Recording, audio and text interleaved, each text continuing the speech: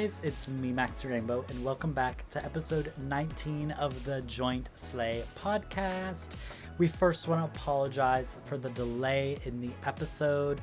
Unfortunately, Renata has been really sick this week, and we just, wanted to push it back a little, see if she started to feel better, but unfortunately she's still not feeling well enough to film. But have no fear, because we do have a special guest here this week to co-host the episode.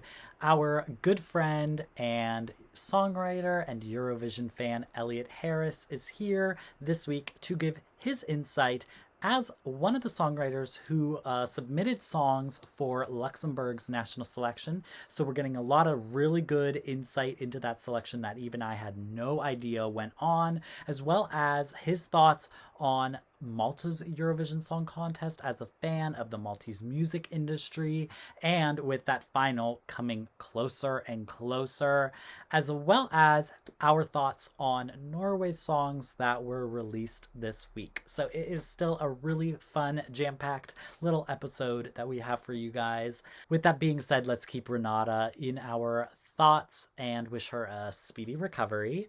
But before we get into the episode, we have to give our shout outs to the patrons. So these are people who went over to patreon.com/𝗫𝗍𝘅 podcast and subscribed over there to support the podcast. And if you want to support the podcast, as well as get full-length video episodes every single week, as well as the Patreon exclusives that we will be posting over there more frequently going forward throughout the season. Like, as it picks up, there's so much to talk about. So we've already reacted to the Eurovision movie, we've done some rankings, we reacted to the Eurovision documentary that recently just came out.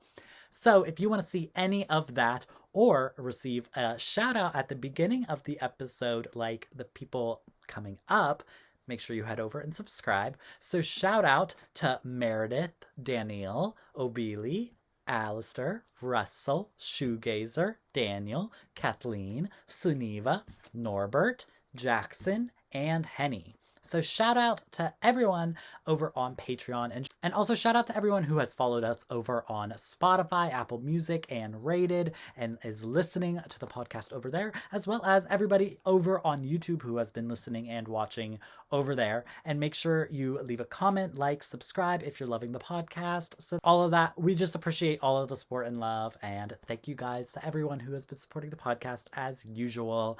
And without further ado, let's get right into the episode. All right, so we are joined here with the one, the only Elliot. So we met actually back in Liverpool for the first time, but we have known each other online for a while. I feel like we've chatted here and there for years, low key. So why don't you give a little background, your insight into Eurovision, your little behind the scenes knowledge and stuff like that. So yeah, as Maxxy said, we've known of each other for at least 4 years now. I think we actually met for the first time in Liverpool, in Lush of all places, and I think you were the first person I saw when I went up there. I'd literally arrived into Liverpool not even 20 minutes before then, and I knew that was going on, so I went straight there, come up and say, I just see you, and I'm like, oh, that's Maxxy. I'd recognize those giant shoes anywhere. I know. I think I was in that pink feathered dress too. It's like you can't not miss that. Yeah. But yeah, so I've been involved in Eurovision media since just after Vienna 2015.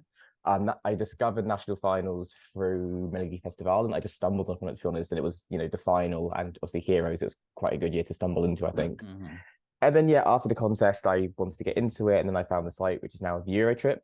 I was one of the first original 3, I want to say, from that, and that's gone from strength to strength. And then yeah, from there I've just gone to different sites. I'm currently with a YouTube channel called 𝗤𝐸 Fan TV. It's our 5th year, and I joined them in March 2019. I've been there ever since. And yeah, that's me. So I do a lot in the Eurovision bubble, national finals. So this is kind of my thing outside of my day-to-day life. I'd say this is my little passion project, I want to call it. And yeah, I've been a fan of the contest since, oh God, I remember first watching it 2006 or 7, but I remember first seeing the semi-finals in 2011 because of Jedward, and I thought, okay, this is funny. And then I've not missed a show, semi-final or final, since 2011. It is my week. I take the week off work. Everyone knows, do not contact me because it's Eurovision, I won't focus at work. I'll just be thinking about that, to be honest. So everyone knows this is just what I center around, to be honest. But they're all understanding and just know like it's not hurting anyone, and it's just what keeps me happy, so it's fine. Exactly. People need to know. People always think it's so weird whenever, like, even when I wasn't going to the contest and I would still take off like 2 weeks of work just for Eurovision. I'm like, no, you don't understand. Like, this happens once a year. We need, we need this time to ourselves. This is our moment to shine. And then you also do some songwriting, right? So you have been involved in how have you done like years prior, worked on some, so are there any specific like countries that you focus in on? Is it just kind of, Yeah, so in the past, before this year, I only had one other country I tried for, which was Norway, which was in 2022. And it's a song which still hasn't been released. It's actually the first song I ever wrote, and I got some lovely support from two people called Amalia and Vanya, who said to really go for it. So I did, and over the summer we worked with those two and the Danish team, and it got pretty far. I want to say, I know it did, but apart from that, no. I took last year off just because having a bit of a crisis, I think, the right word. Yeah. And then this year I've come back and I've tried for a few countries. Not had any success yet, but the dream isn't dead. There's still one or two options. But yeah, I've tried for, I think, 3 countries this year, which are Switzerland, Luxembourg, and Ireland. Yeah. So what got you into songwriting in general? When did you start doing that? Well, when I was younger, I actually used to just write short stories just as a way to keep me busy and also just get my feelings out. I used to love writing. It's what I used to do before I went into full-time work. And then once I started working, I kind of lost the time for it. And it's just, I just wanted to get my feelings out one evening, and then one thing led to another, I think. Yeah, that's generally it. It was just a way of wanting me to get my feelings out. And then I had support from some lovely people who still support me to this day. And it's just what's kind of kept me going. So, can't complain. Yeah. Well, because, I think I talk often, anybody who watches or listens to this podcast in general knows that my ass, one of these days, I'm gonna submit a song. I don't know how. I have no musical skill, no musical talent. But I where there's a will, there's a way. And if you dream it, you can believe it, you can make it a reality, I believe. But every time I try to sit down, every time I try to write a song, it just never works for me, because I feel like I haven't gotten that mojo. Like, I feel like I know what I want to do. Like, as an artistic person myself, like I have visions, I have ideas, but of course, like, songwriting isn't in my skill set. Song producing isn't in my skill set. So I'm always curious about the process of songwriter to artist to getting a song to submit to a national selection. So and I think every selection is a little different, right? Because some of them might just be open submissions to songs, and so you just got to submit your song, either ready-made, demo, or whatever, and that is what it is. And then there's also selections where maybe they select the artists, and then they also pull in outside songwriters, and songwriters submit songs. And so, like, I'm always curious about those ones, because I'm always just interested in like how that process works, like those songwriting camps, stuff like that. So for you and Luxembourg this year, was that how that went, where there was like those selected artists that we see right now, and then you guys were kind of like submitting songs for that, or how did that work? So Luxembourg was quite an interesting one, and I think they actually played a very clever game here. So they had 3 different categories. So they had, you can submit yourself as a songwriter and say, I'm interested to work with an artist. You could submit as a singer with a song ready, or you could submit as, I'm a singer without a song. And those who submitted as a singer without a song, did a recording of themselves singing. Then they got pulled through to an audition round where they sang at the Rock Hall where the national final was going to take place, and they sang a cappella. And then as a song, I think I can talk about this, and if I can't, the head of the delegation will tell me because I've got his WhatsApp. We were then sent a file with all these artists singing, and it was very much like The Voice. It was like candidate 101, didn't know their name, their backstory, nothing. It was just them singing on stage. That was it. We got nothing else about them apart from them singing. Mm-hmm. And then we were told to select 4 people. We would be given their details, and then we would see if they would want to work with us and go from there, etc., etc. I did. I was very fortunate. I got to work with this lovely woman called 𝗲𝗲𝘆, who was actually competing in the selection. Oh 𝗲𝗲𝘆, yeah. it's her. Not with the song that I wrote, but she is a lovely, fabulous woman, and we are going to be writing together. And we're actually working on a song to release post the national selection. Yeah. So keep an eye on that. It's going to be her debut single. We've only really decided it in the last week, but we've got. Oh my God, that's so exciting. That's all I'm going to say, because I want to kind of save it for her as well. But yeah, we decided to say keep working together. We're still in contact, and yeah, she said she's actually planning to be in London in like March or April time, so we're going to meet up then. So that's how it was, and then it was just a case of like finding out what worked for each other, and then going from that. And that's how I operate. I go with the question of what do you want to do, and then I work around that basically, and then pull 1 or 2 references, see if that works, and then we just go from there. Yeah, well, that's really interesting. That's really cool that they did it that way, and I like that you were able to still kind of work with the artists, because sometimes my concern has always been like those songwriting camps and stuff like that. It almost feels like a song is written not with the artist in mind, and then they're like a singer to the song, as opposed to like it all working together. Like when the UK did that. Like I don't know, they might have done it in a few years. I know Germany did it, where like there's a song and then there's 2 singers singing the same song, and you're like, well, I mean, you know, if 2 people are singing the same song, then it can't be that personal to either of them. So that's cool that you still are able to like work with the artists and stuff like that, and then also still have like options to pick, you know, whatever works for them. So then, you know, for me, when I'm trying to get my you know, my song for the Irish selection, you know, we can maybe work together on that. Because so do you do like any music production, or are you kind of mostly just the songwriter? Because that's what I'm also always curious about when I'm trying to like do stuff for myself. I'm always like, well, even if I write some words that like work for me, like I don't feel like I have the skill to like come up with unique composition for like the musicality of the song, right? So then I'm like, like what? I don't know. I just am always like, damn, I don't even know where to go with this. So do you like do that aspect as well, or is it kind of just the songwriting, then you work with a producer as well? So music production is not my thing. I very outwardly say I'm a songwriter, and that is where it starts and finishes. So what I do in that instance is, if I know how I want it to sound in my head roughly, and I'm going to use an example of a song which hasn't been released, but the song title was called White Noise.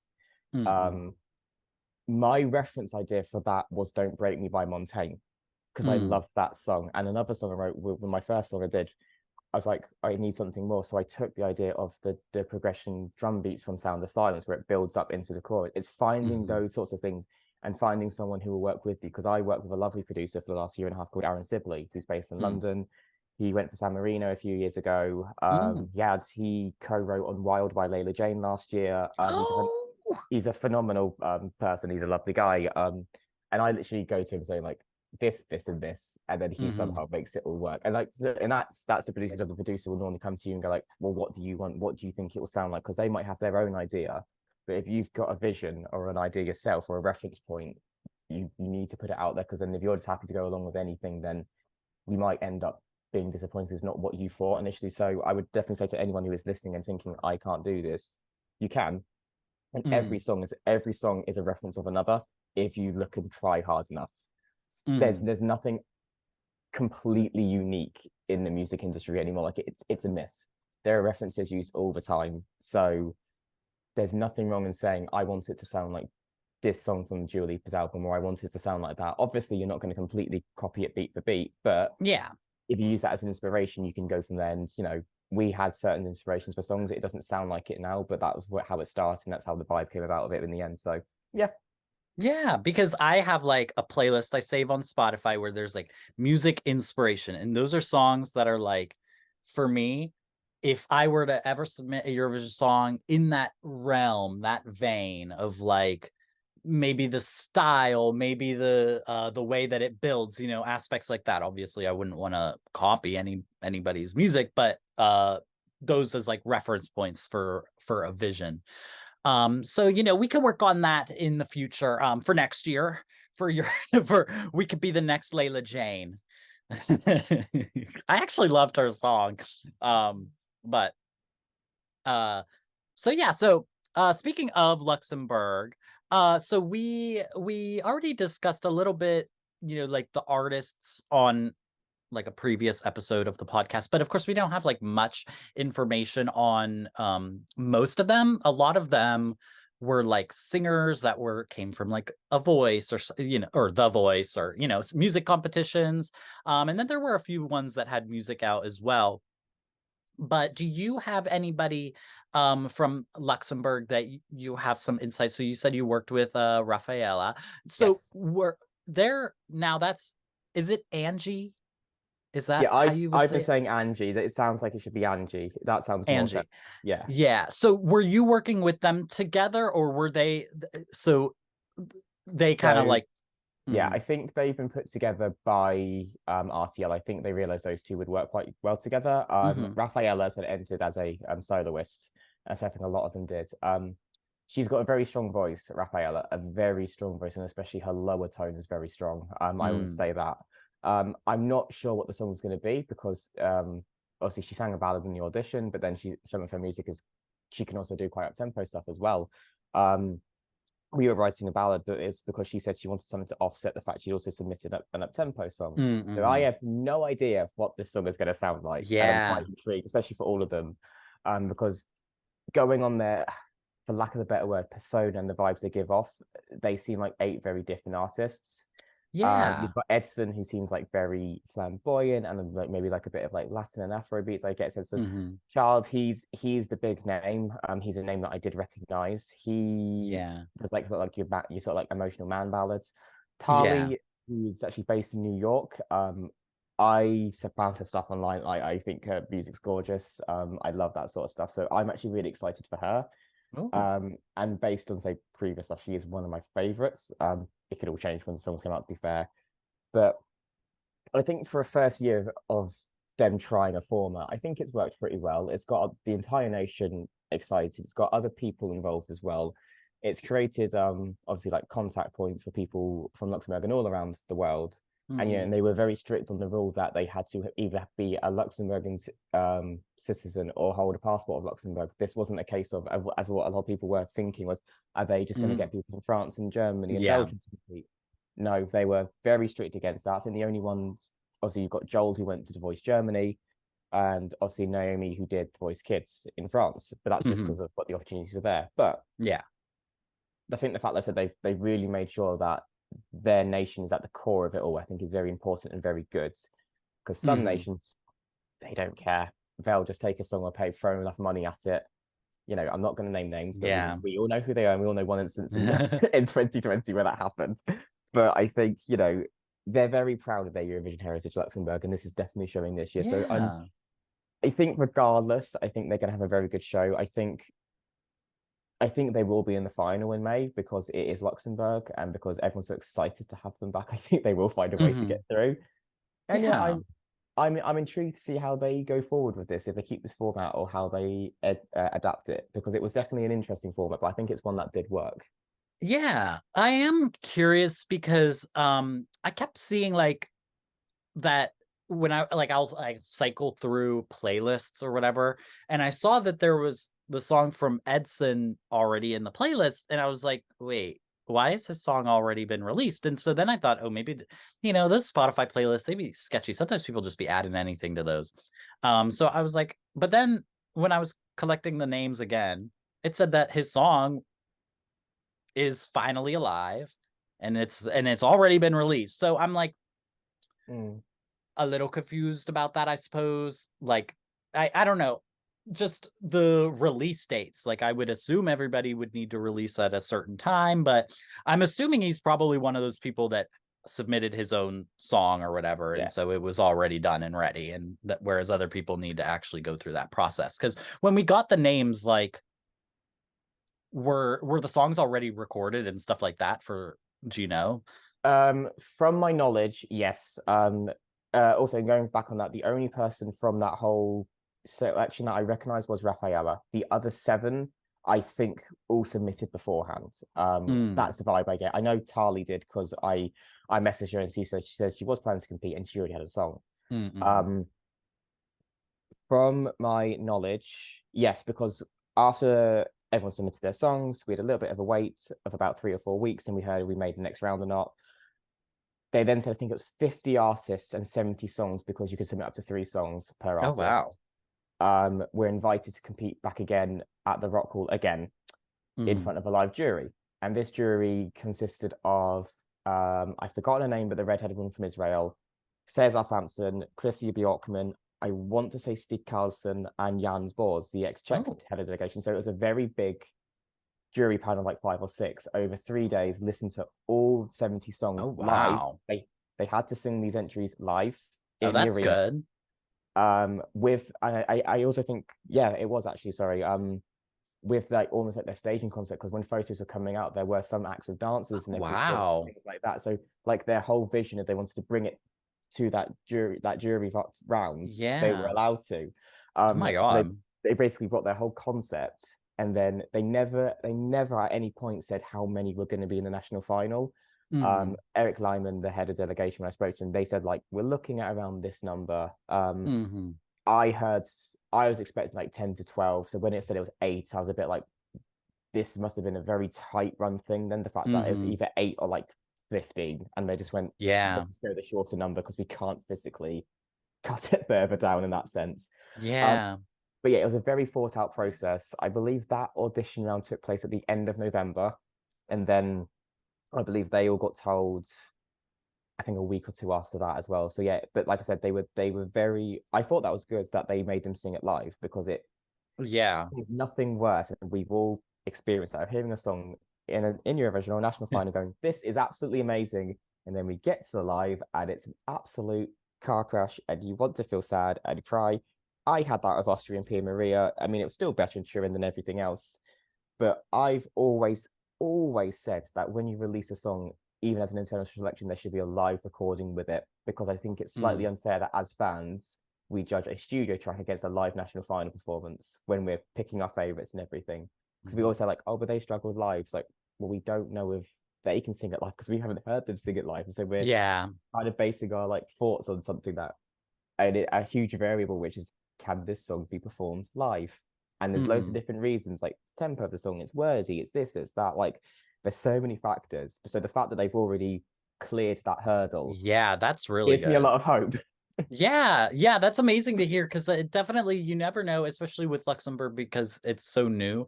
Like, you never know how involved they are going to be in that sort of thing, because even like Ireland, like, there ain't no way they doing live auditions for that.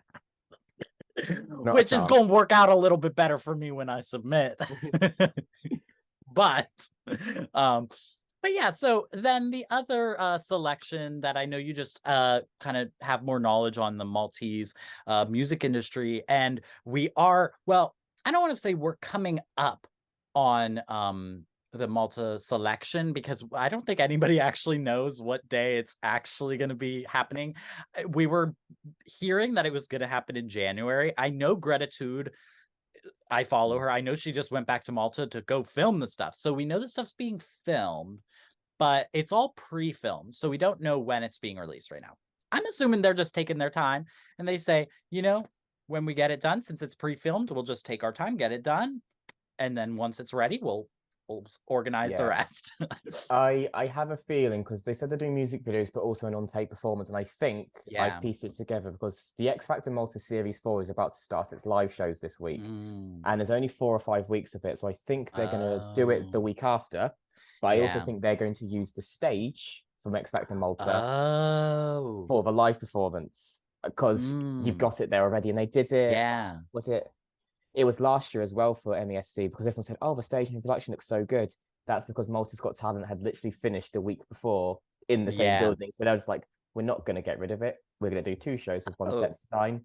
It's a bit like in junior, when Malta hosted the junior contest, and they had that big shipyard. And then literally 2 weeks later, they did a national final in November, and they came out and said, we had the infrastructure in place, we're just going to keep it and do our national final early, which it's a good idea. It makes sense. You know, Yeah. it costs a lot of money to like set up a thing like that. So Yeah. I think that's what they're going to do. That would make sense to me. And I think once the X Factor is finished, then they'll just release the stuff for Multi Eurovision, so then it's not clashing with each other and things like that. Yeah. I do think I know who's going to win Multi Eurovision. I say unfortunately in the sense that like it is predictable. And when I saw the names come out and everything, I was a bit like, there is one name that is sticking out massively, and it is Ryan Healy. And I know everyone's been calling him Ryan Hill. Really? It's Ryan Healy, HILI, Healy. I say this because of one or two major factors. He competed obviously last year in Multi Eurovision and did very, very well. He placed second overall, joint second in the jury, and third in the televote, and he's got a huge fan base. He is also the current X Factor Malta winner. He won it last year or 2 years ago, and he's got a phenomenal voice. He is a phenomenal singer. Ugh. But that is that thing, like he's won what is effectively a popularity contest in the X Factor, and so is this. Yeah. I think he's phenomenal. I've spoken to him a little bit before. He's a lovely guy. Am I wowed by Karma? No. Do I think it's going to get a revamp if it wins? Yes. Nah! But the fact that obviously he went to Sweden, and then he put on his Instagram in the summer that he was in Sweden with the Debs, so I just kind of went, I know what's happening here. Because again, Malta, they've kind of shifted tact a bit, because they had what they called a music exchange in the letter in the summer, where they had a bunch of international songwriters and producers go to Malta and work with Maltese artists. Again, this whole connection, and they did this big group photo, and I saw it and I was like, there are several people here I recognize. Tom Hugo was one from Kano. He was there, and he's on one or two of the songs. Melanie Webber, who competed in Melfest last year and co-wrote Bigger Than Us, was there. And a few others. I was like, so they really realized, or maybe they're shedding this pride a bit of it all having to be Maltese, and they're welcoming the outside help, because Malta wants to do well in Eurovision. They're fantastic. And I think after the result with the busker, they kind of sat down and went, what do we do? You know, we haven't sent a female, we haven't sent a ballad, we sent something really fun, the fans have really liked it, and we still can't do anything. So yeah, I do think, you know, if the producers are really trying to push something, it sounds like Ryan's going to win, and he's a phenomenal. Well, that's stupid of them. If they want to qualify, they shouldn't send him with Peace and Love. No offense. Maybe they'll change the song. I don't know, but you know, that song ain't no way through a televote only semis too. Malta, you struggle already. You need. Let me just get the names up. I'm trying to remember who else, because I'll say there are a few names which are known to the public, which could say get. Yeah, so like I need to know, like, what are your predictions for my girl Denise? Denise could do well. I think as a performer, she's fabulous. I think the issue with Marla is it is a little bit short and repetitive, and I say this in the sense of the musicality is and lyrics, and also her movements are like, she does when she does the whole Marla, it is the one that bang, and it was the same every single time. I was like, if she just changed it slightly, I would have preferred it, but maybe now she's got the budget and the freedom to have a bit more fun with it. I think it'll be great. I did love the fact like her lyrics did reference her daughter, which she said giving life at 19 and now on stage at 26. Like that's a reference to her daughter.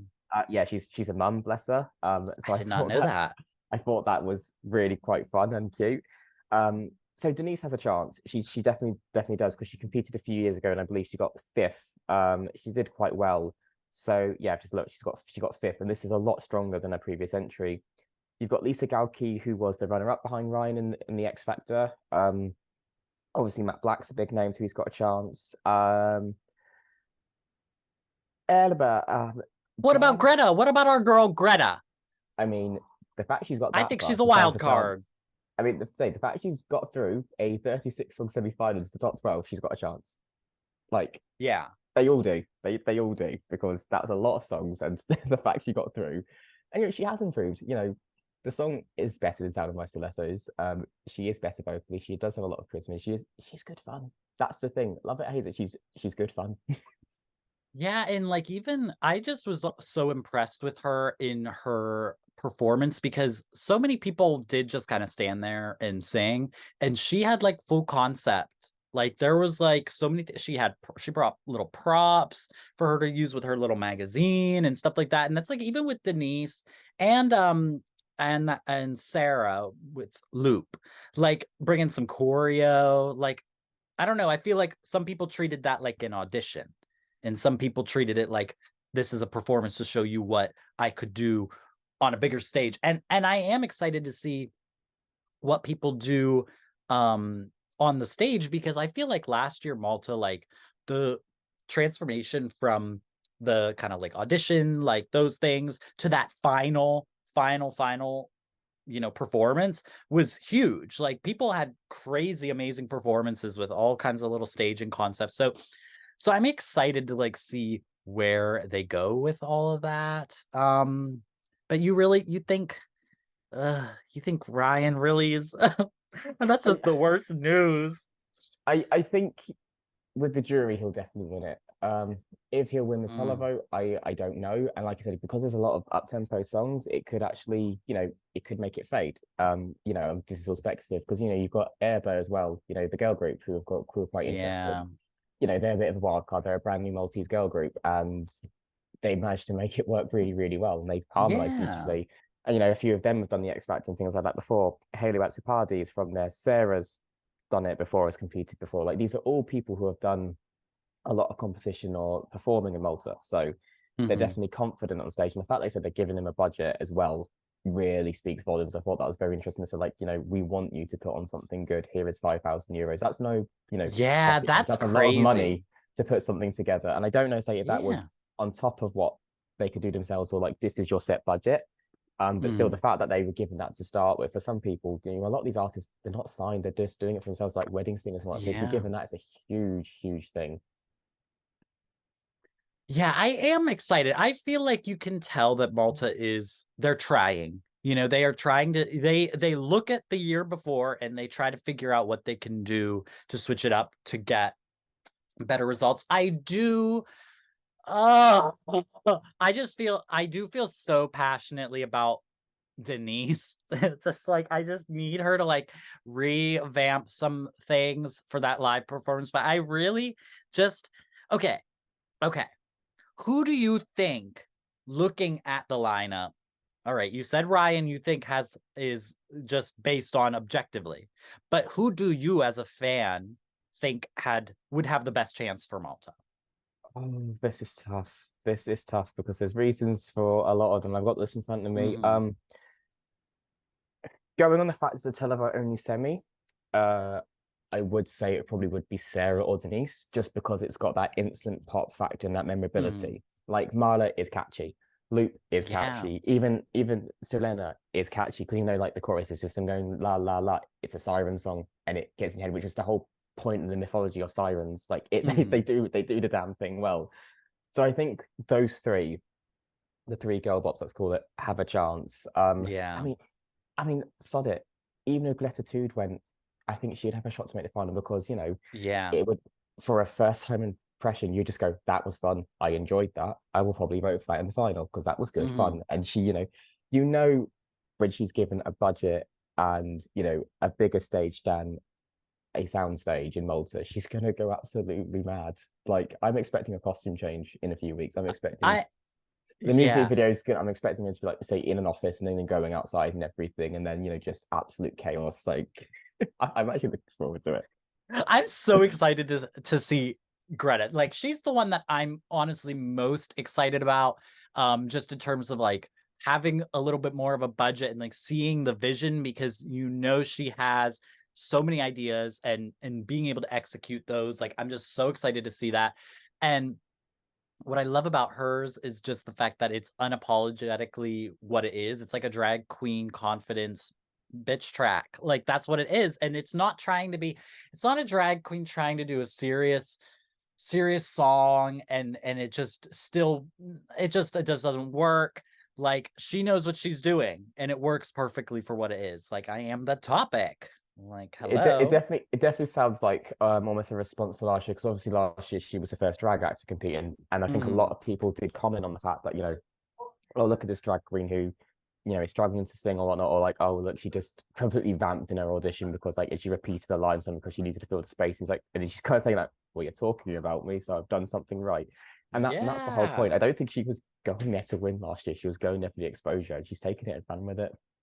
Yeah, and she's a proper fan. So it's like exciting to see a person who's a fan of Eurovision, who's a fan of the contest that follows it, you know, national selections and everything like that. Like she's a fan. And so getting to see those people like get further and like achieve their dreams, because it's like I feel like a lot of Euro fans' dreams is to have some sort of involvement in that way, you know, if whether that be like a singer and an artist, like that's kind of like the dream. So like I don't know, every time I see her I'm always like, you know, that's gotta be me.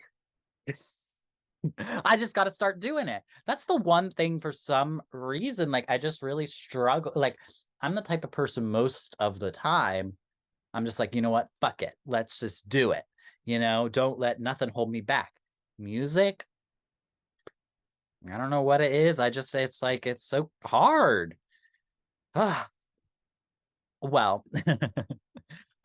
we could talk about some other Eurovision news. So the Norway, they announced their artists that are going to be competing in MGP 2024. So 18 acts were announced. We had some like leaks yesterday, but they did not all end up being real, because trust and believe, y'all got me a little hyped when I saw Eurovision Azerbaijan post Rayleigh with her new song Charade. I think it was Charade. And I was jamming out, and then I don't see her name on this list. So that was very disappointing to see. I am curious to know if she submitted a song or if she just kind of planned to release the same time as everybody else or what. I think a lot of them use that as free exposure because obviously Alessandra released a song today, and we always kind of like, well, she's not competing, she's just riding on the way. Obviously, Alexander Lubach released a song as well today, and it's like I think they saw like, this was the day, and then they're just like, you know, I'm just gonna, you know, and obviously with the rule of like the song can already be released, it didn't have to be hidden back, sort of thing. So yeah, I think a lot of them kind of not exploited the loophole, that's the wrong word. They saw an opportunity for some free marketing and went with it, but then artists done the other thing, because obviously 𝗏𝗏𝘅 is competing, but then when there was wind about her song coming out that day and everyone's saying about MGP, she actually tweeted saying like maybe in a year or two, but it's not for now, I see you talking about it, and then she appears and I was like, she's done what 𝗪𝗟𝗍 did last year, where she flat out denied she was competing, and it's turned out. I love when people do that. I love it. So there are some big names in this lineup. So we have some Eurovision past contestants that are returning, such as okay, I know I say their name wrong because it's not Kino. What is it, Kino? I've heard Kano and Kino, so Kano. Yeah. So yeah, so we have them. We have Margaret Berger from 2013. And then, of course, we do have some MGP returnees like Farida, Vida Villa, Benedicte, Adrian. I'm not familiar with some of those names, but they are apparently returnees. I know Farida. But I haven't listened to, well, I listened to all of them, but like I didn't take notes on all of them. But do you have any that really stuck out to you that you're like excited about? I will say generally, I'm excited. I think this is actually a really good lineup, and most of the songs I enjoy, and I feel like it's pretty diverse. I feel like there's like a good mix of people going on here. So, but anybody that stuck out for you that you're excited to hear, or you're excited to, you know, excited about? So there are a few, but I agree, like it was a very diverse selection, but it's not what some selections do where they say diverse and it's just a tick box. It's like, we got the country song, they've actually made sure there's equality as well. I think it's very clear that Norway are pushing for a similar result to what Alessandra got, if not better. Because obviously it's the jury, they knew the televote was sewn up with Alessandra's as a jury performance. But so I think they're riding on that wave, and I think it's the best thing to do. Stig Karlsson is very, very much the person like, I want to do well, and you know, people don't like him, but I think he's a bit of a mastermind. You know, he gets people talking. Yeah. I'm So I've listened to a few of them. For Leader, I love. I loved her song "Dangerous." So when she was back, I was really happy. And as soon as I listened to it, it instantly reminds me of, and this is a deep cut going backwards of like about 10 years. "Americano" by Lady Gaga. That sort of time in the Oh, chorus, really? it gave me that sort of country element that her song had, and I was like, "What does this remind me of?" And at the end, I was like, "It's Americano by Lady Gaga," which Oh. is a massively old reference. I think that's from her first album or a second. Um, No, that's from Born This Way. That's iconic. so yeah, I do really like that song. Margaret Berger, I mean, that song is phenomenal. I do think it is the one to beat. I do think she's Mm. only come back because she thinks she can win it, because why else would you wait 11 years? I think she's thought the time is right now. I've got the song, I can do it. And that song, Oblivion, is fantastic, and it Well, makes me she's just scared. one of the couple 2013 artists that say, you know what, I'm just going to compete in Malma. Yeah, exactly. It's like it's close. But Yeah. when I heard it Phil earlier, I was just a bit like, oh, this is really electronic and dark, and that's what I think Ollie Alexander's going to do. So I'm really hoping he's not got something similar to this, otherwise we're screwed. Because Yeah. if Margaret goes like, this will be our biggest competition, I don't see Ollie Alexander winning that fight unless it's a You more don't upbeat think kind of song. so? See, I was a little disappointed in Margaret's. I mean, not that it's bad, but like you can't help but compare it to Mm. her other entry. And I do feel like, well, I feel like her other entry was better. Like I feel like Yeah, I Feed You My Love was just iconic, and this one is good. I do still think it's like one of the ones to beat in this lineup, but I don't know. When someone returns, I'm always like, if you go take this, like you've already had this experience, so if you're gonna take the experience of someone else, your song better be better than the one you said before. yeah. And like similarly with uh Kino, whatever. I'm gonna say how I want to say it. Similarly with them, like I like the song, but it's like okay, but it's no spirit in the sky. I I am going to be honest. I really don't like this. When I first heard it, I was just like, what in the Aqua slash Toy Box Danish pop of 2001 is this? It's Aqua. It's even her voice has been digitized to sound like her. And then I said this last week and I stand by this. Kano sound like a band at the minute, which are in free fall. They don't have a unique sound because their previous single Insomnia was a bit like this, and then it went into like an LSD rave in the last minute. I was like, what? How to make all three parts of their band work 5 years on? And they've had a phenomenal 5 years. But I said for the last 2 years at least, Alexandra Lottin should go solo and compete because she's phenomenal. No disrespect to Tom or Fred, but she is the star of that group, and I think they all know it. But Yeah. this is just, I don't want to say childish, but dumb diggy da. Like what does that even mean? And then like the song doesn't have a chorus because it's just them going dumb diggy. It's like, how are we going to stage this as well? Like, what are you going to do? It reminds me of Georgia 2008 Junior Eurovision, and yes, I know that one, but that's kids. And so them dressed as bees doing all that. Oh God, yeah, it's and that's like, iconic. That's got like punk influences. That is like sick. Ain't nobody but but but, like but I'm not shocked they're in the first semi-final because they want to build the hype for them. I get it, but I'm really struggling with this. Maybe by the time we get to the semi-final, or maybe that's the plan. By the time their semi-final hits, people will have got over the shock of it and gone like, you know what, this is actually quite good and catchy. But I'm struggling with it. I will say there are two others I really like. First is Matilda with Mhm, Chris Archer and Slam Dunk. Um, mhm. Now the people on this song are very interesting. So Chris Archer was the writer of 𝗥𝗶𝗯𝘅𝘆 from Yona last year. Oh, really? Yep, and 𝗤𝗏𝘅𝘅, the electronic voices, she also co-wrote this along with Emmy from Witchwoods. And I Oh. know this because this was done at a songwriting camp which my friend organized in September. So Ah. my friend Amalia, who pushed me into songwriting for the last few years, has done a songwriting camp based in Norway at a lovely little hotel retreat called 𝗤𝗏𝘅𝘆. She doesn't know that I'm Mm. saying this, but I'm going to plug it for her. She invites a load of singers and songwriters and producers, and over 3 days, they make as much music as they can to do what they want with. Mhm. The first one was just music, and they had China Pearson and like Elise Mraz from Czech Republic there. And the last year, it has been focused more on MGP. And last year, they had Wave make it. and now this year they've got Women's Show. I also know that Stig Karlsson was there for one of or the whole duration, like giving them advice and everything, which is really great. But yeah, this was done in an afternoon or a day, this song. And it's got, like I said, it's got some very interesting elements. It sounds like it's going to be an absolute party on stage. I don't like rap normally, but everything. See, this is where three parts seem to work well, but they let her lead it extremely strongly. She's got confidence and she's got power. And I think she's just going to say, I do like the fact that Women's Show, when it's said quickly, is a play on a one-man show. It's kind of like switching it and making it the opposite. Instead of it being like a male thing, it's now a female thing. And I like that sort of like twist on it. But yeah, so this was done, that was a song that was done in mid-September at a songwriting camp. And also Joust was there as well. So I'm incredibly proud of her that for the second year running, her little dream of getting stuff has gone there.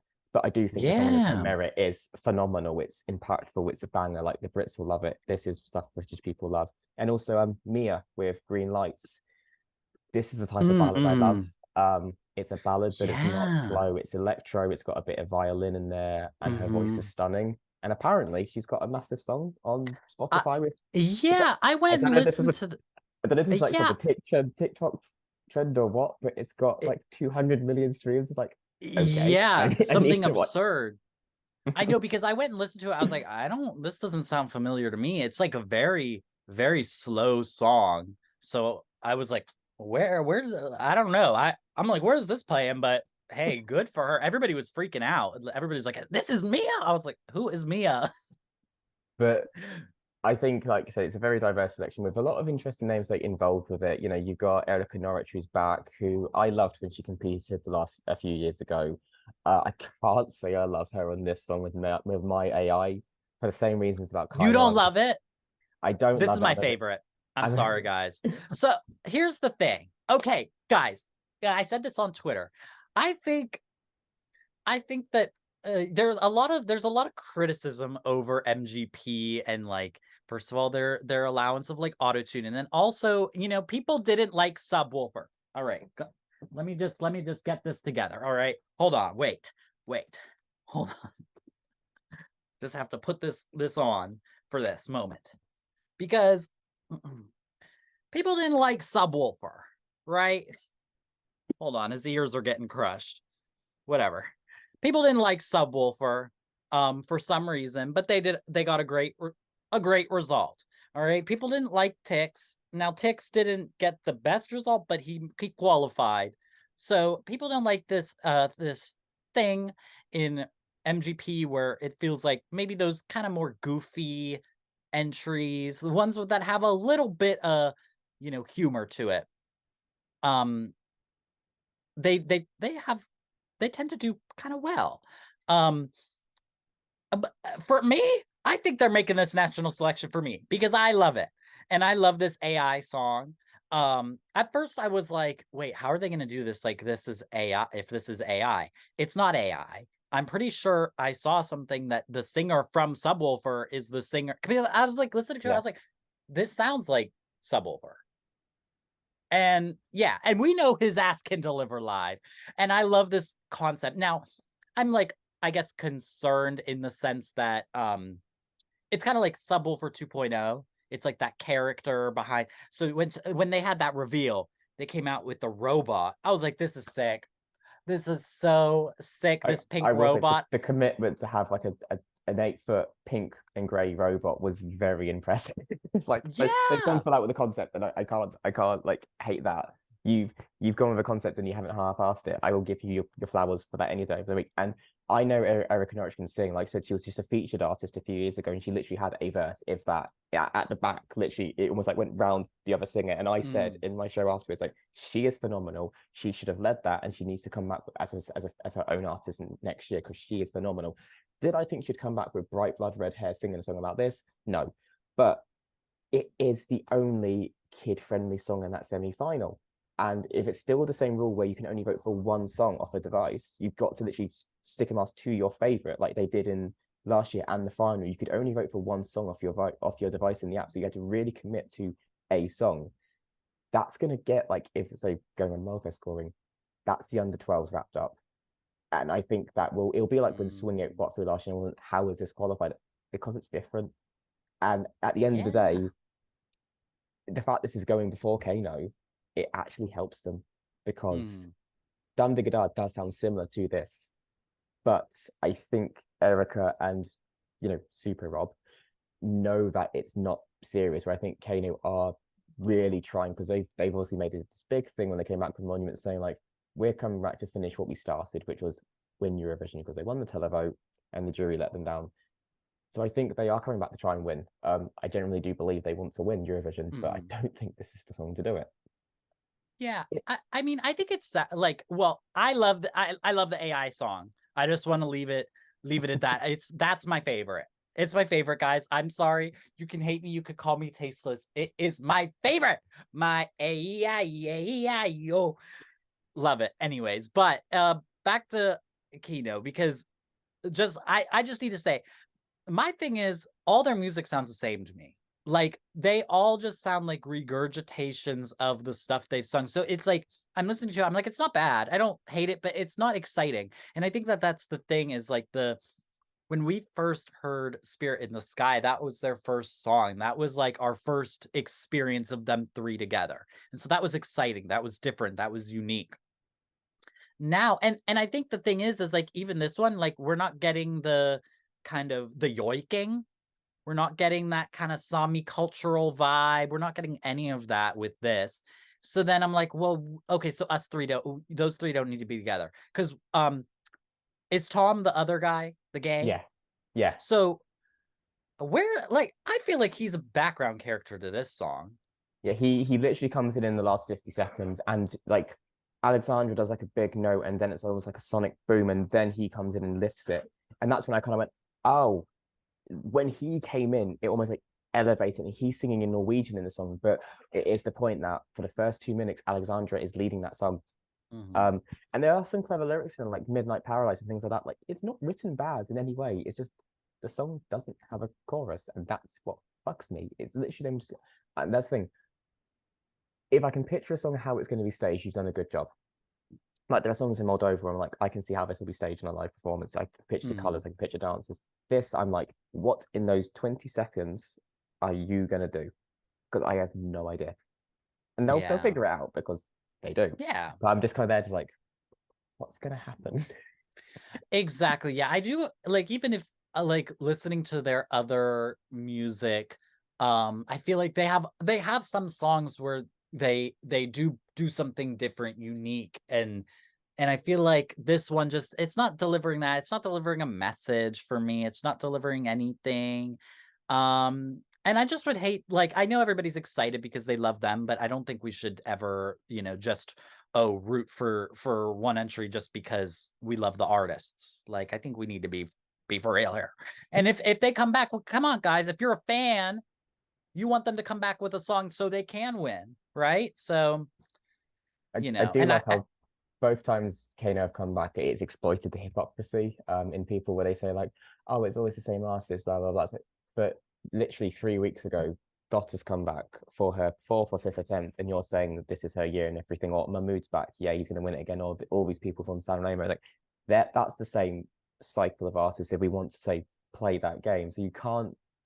And it's the same, like, you can't be happy that, say, Dot is back and unhappy Kano's are happy that Kano's back. It's got to be equal.